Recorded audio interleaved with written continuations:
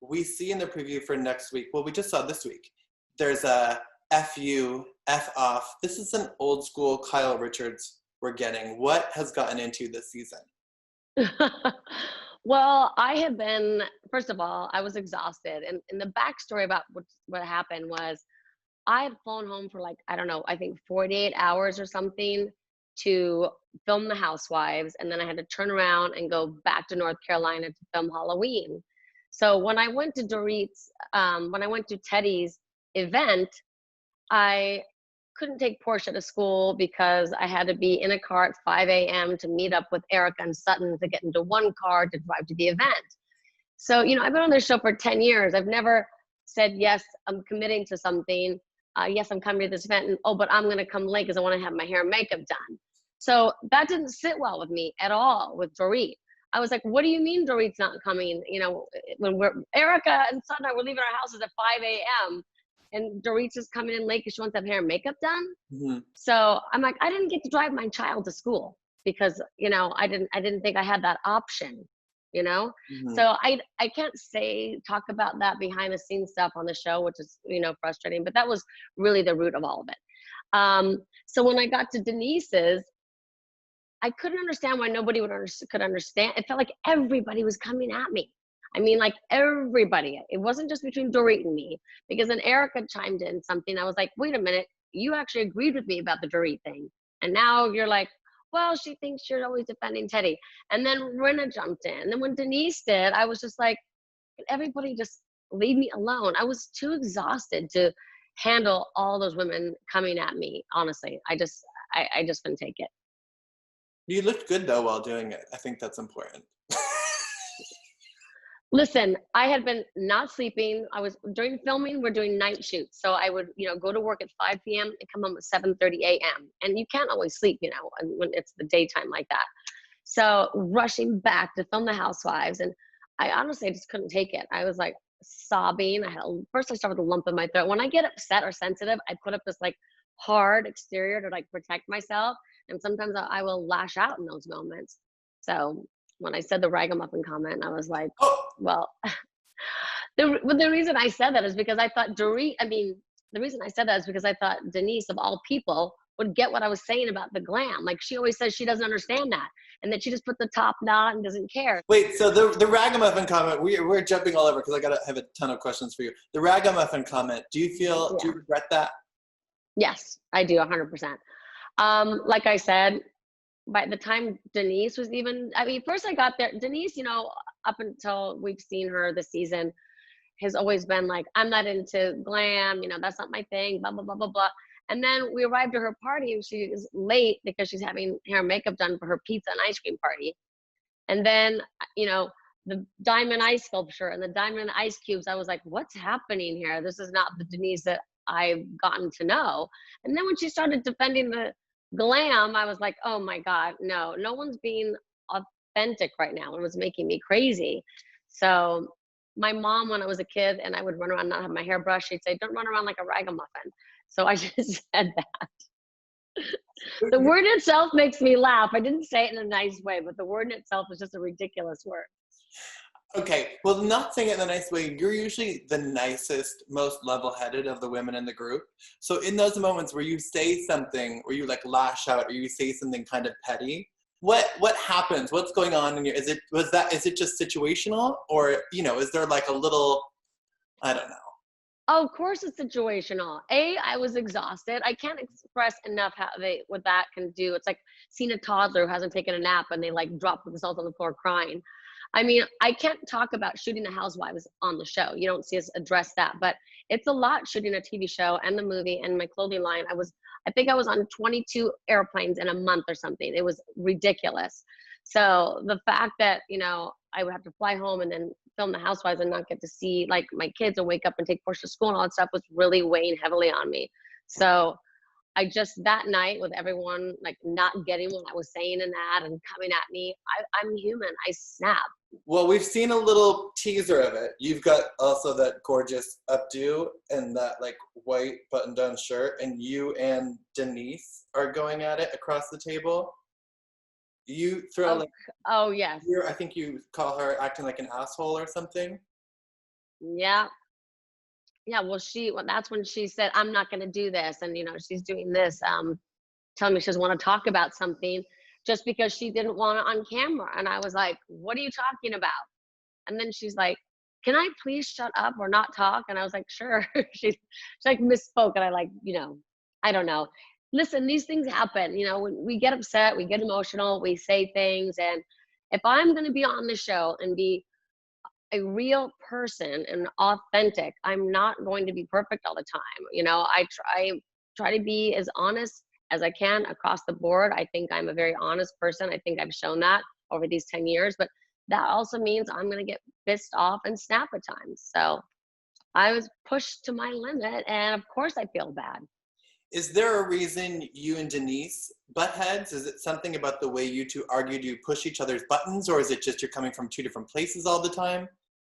I had never argued with Denise until this whole thing happened. And honestly, I think there were some conversations happening off camera with perhaps some former housewives, is what I'm thinking. Do you feel you had to up the ante this season in terms of really bringing it because Vanderpump wasn't there anymore? I never feel the pressure to say or do something I don't genuinely feel. Hmm. So, in that aspect, no. But of course, I always want the show to do well every season. You know, I've been there for 10 years. It's something, it's personal to me. I've been here so long. Like, I care about the show doing well or not. So, but it doesn't have anything to do with Lisa or not, because, she always felt like that too. Yeah. You seem to be the real leader and glue of the group. Do you feel the pressure to make people gel or to take sides and or to be diplomatic and take up with everyone, not just take one side?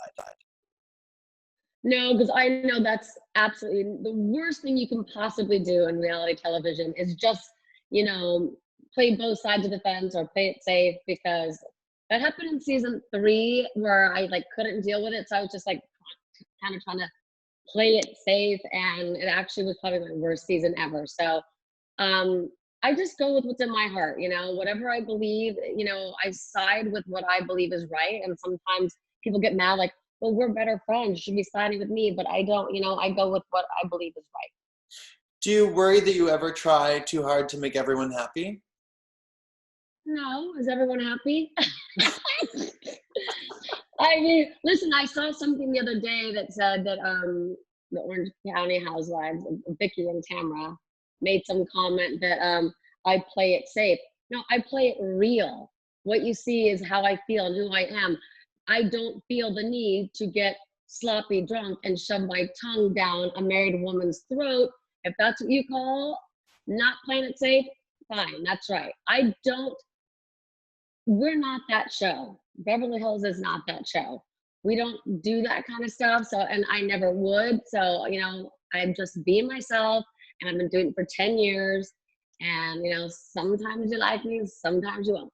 What we do see you accused of is Dorit talks about you always taking Teddy's side. We see a lot of conflict between you and Dorit this season, and it seems like it's going to continue to heat up. Was your friendship affected by this season of the show? Yes, absolutely. It's impossible, it's not like, oh, is it spilling into your real life? No, this is our real life. Someone asked me that the other day, oh, is it spilling into your real life? Yeah, because it is our real life. So yes, it affects it. It can't not. Like I said, I was really upset with her for the comments she made in the first episode about my business that weren't true. And when you make comments like that, like, I never say anything about anyone's family or anyone's business, because that's their livelihood. Our families are the most important thing to us. So I stick with what the arguments are between the women. And I just thought that was a low blow. So then, when something like that happens, then when I go on Twitter, I'm not going to be as nice as I normally would. I'm not. So I had to like explain myself, and then you start spilling over to Twitter, and the next thing you know, you're not talking again. Are you two talking now?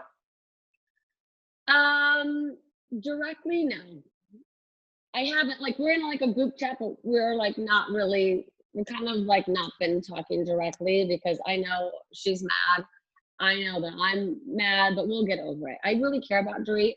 I just, we just probably both need a little time to get over some of the comments and the interview bites and Twitter and all that stuff. You're, Watch What Happens Live. there's been a lot coming out of Watch What Happens Live. So Yeah. you'd say your friendship has suffered a little bit with her just because of what's played out. Throughout these 10 years, every friendship, tends to suffer through the season. It just does. It's impossible. If you're going to be honest and authentic, and how you feel, then you're going to get yourself in trouble sometimes. I mean, of course, she doesn't like the comments I made about, her glam and all that, but that's how I feel. So, and there's going to be the people that think, what do you care, Kyle, if she had her makeup done? And that's the part that's frustrating that you can't explain because we don't talk about the show on the show. I care because I showed up. I was there at 5 a.m. getting in the car. I didn't get to take my kid to school. But, so what can I say? But for that, was it a matter of her doing that consistently, like a frequent behavior, or was it because it was Teddy's event you felt a certain way about it? To me, it was more that do you know how many things that I have been invited to over these 10 years for women's businesses that I don't want to go to, but I go and I show up and I support them and I don't trash talk it. So I didn't like that aspect of it. And like I said, we all signed up to do this show. We're all, have made a commitment to be there. If we all start saying, I'm going to come late because I'm going to do my hair and makeup, and I'm coming late to that because I want to sleep in, and I'll come at noon. Like, that's not the way we've been doing this for 10 years. So what happens if you start changing all that? You see what I'm saying? Like, okay. I mean, Erica did her glam, but she was still in the car at 5 a.m. Yeah. And I didn't have an issue with that. Yeah, but what about her remark when Dorit was talking about you and Teddy sharing a bed? You tried to call her out for that, and then she said you leaped to this blind defensiveness. She didn't really even own the comment. She just pointed her finger back at you being defensive about your friendship with Teddy. What do you think was going on? Well, I also don't even get what she means. You blindly defend. Like, she was trying to make it seem like I have defended Teddy so many times. That's actually not the case. I'd love to go rewind and see exactly what she's referring to. I've defended many different people at many different times, but for some reason, nobody wanted to think about that night. But what was the comment that she made about you and Teddy? Oh, yeah. So what I didn't like was when it felt like everyone, was coming at me, and then all of a sudden to try to make and turn something, out of nothing, of Teddy sleeping in my bed one night in Provence. Like, what does that even mean? Like, there you're just looking for things. You're grasping at straws. I mean, if you're gonna put that out there, explain what that means. Because if it bothers you, why does it bother you? What are you saying? We're too close? That you think I'm a lesbian? Like, I didn't know. Like, say it. I'm here for it. Let's hear it. I would love to know. And by the way, if there was something exciting going on with Teddy and me, I'd be happy to share. I would have had something exciting to share at the table that night. But that's just not the case. She's like my little sister. You know how much I appreciate that. But I mean, honestly. When we talk about that conversation, Denise was upset. She seemed upset about that conversation, but she seems so seemingly okay talking about her sex life with Aaron. But then she was freaking out when you guys were talking about threesomes and everything on the last episode. Why was that? Well, not only that, 1 second before that, she was talking about the size of her husband's penis out loud at the table. And then, the past seasons she's been on, she's talked about the size of her husband's penis repeatedly and talked about having happy endings and all this and that. So I really didn't understand that. And that was sort of playing into my whole, is this a new Denise type of thing? Between that comment and the glam thing and the ice sculpture, I was just like, I like Denise. Like, I'm like, don't change. Okay, but when she and Aaron started talking about being followed by people at that dinner party, what was going on in your mind? Were you following?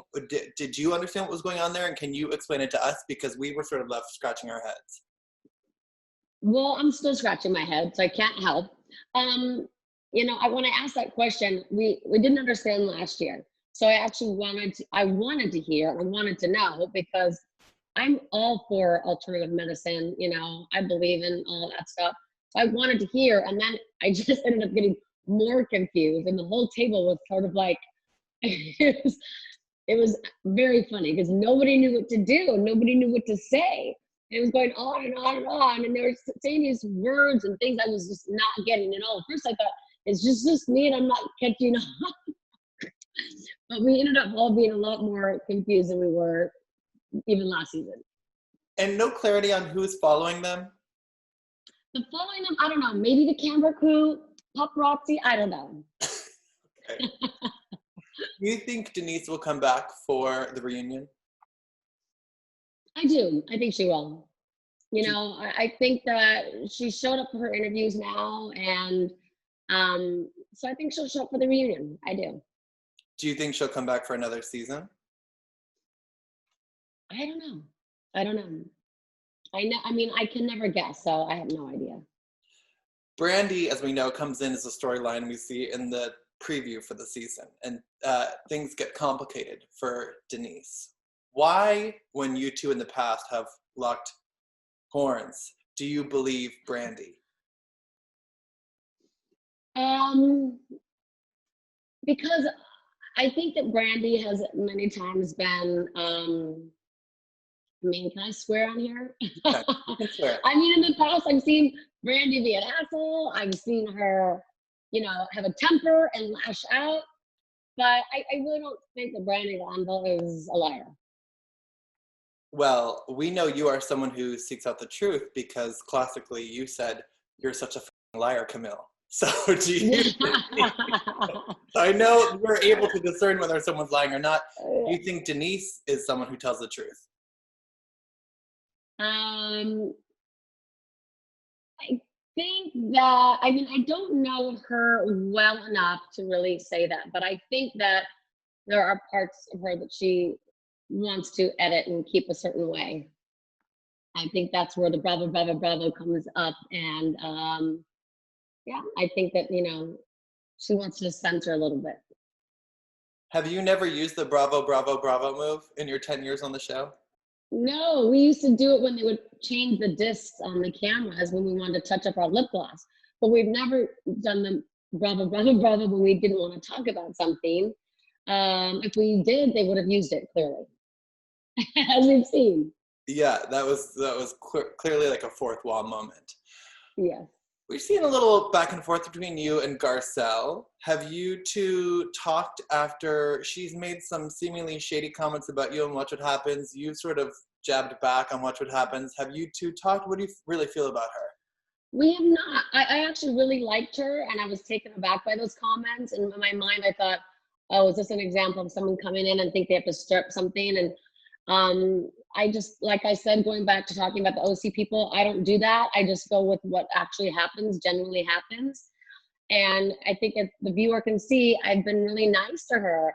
I mean, I was like, you know, giving her praises at my, you know, dinner party at my house. And I had her sit in my lap, my arm around her and laughing and joking.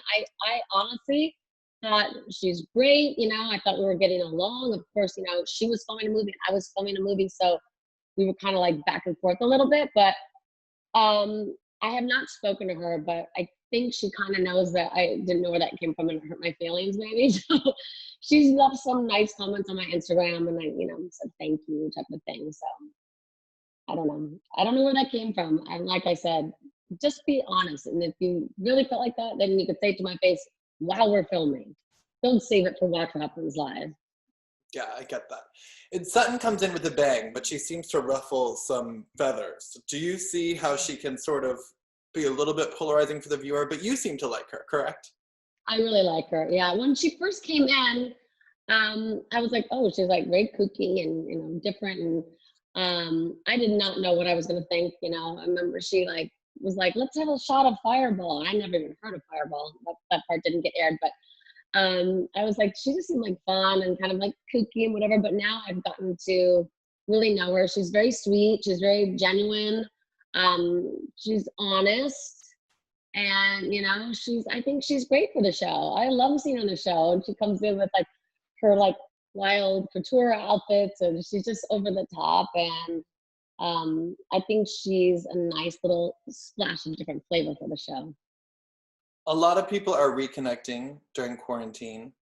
Have you and Lisa Vanderpump reconnected, or any chance of you reconnecting this quarantine? We have not. She's changed her phone number, so I have to seek that out, which I'm sure I could get. But no, we have not. I have not.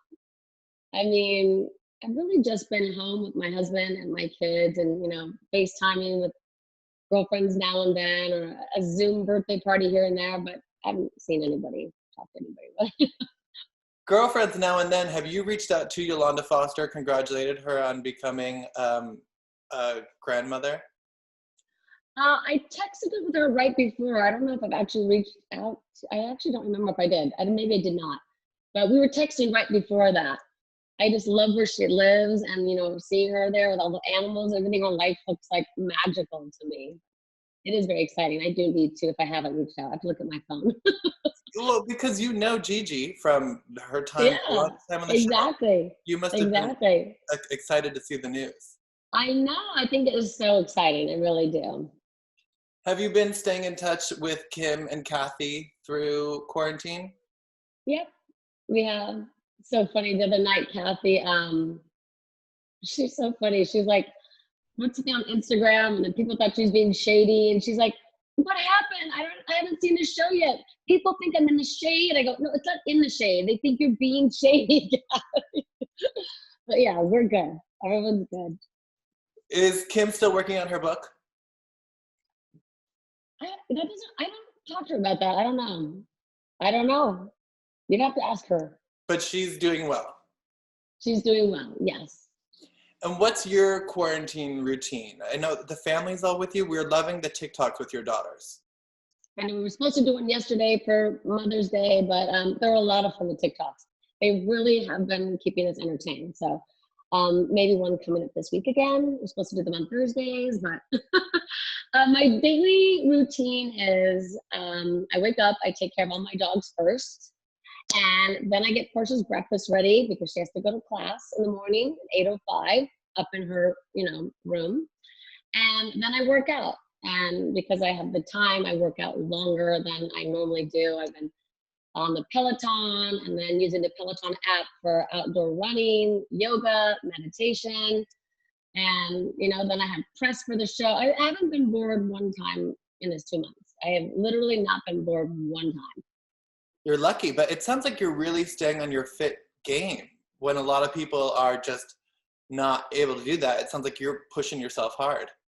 Well, I've been eating a lot more because I'm cooking, meals every day for my family. And some of my kids are vegetarians and some don't like fish. And so I a lot of times make pasta, and I've gotten so good at making pasta that, I've gained 10 pounds.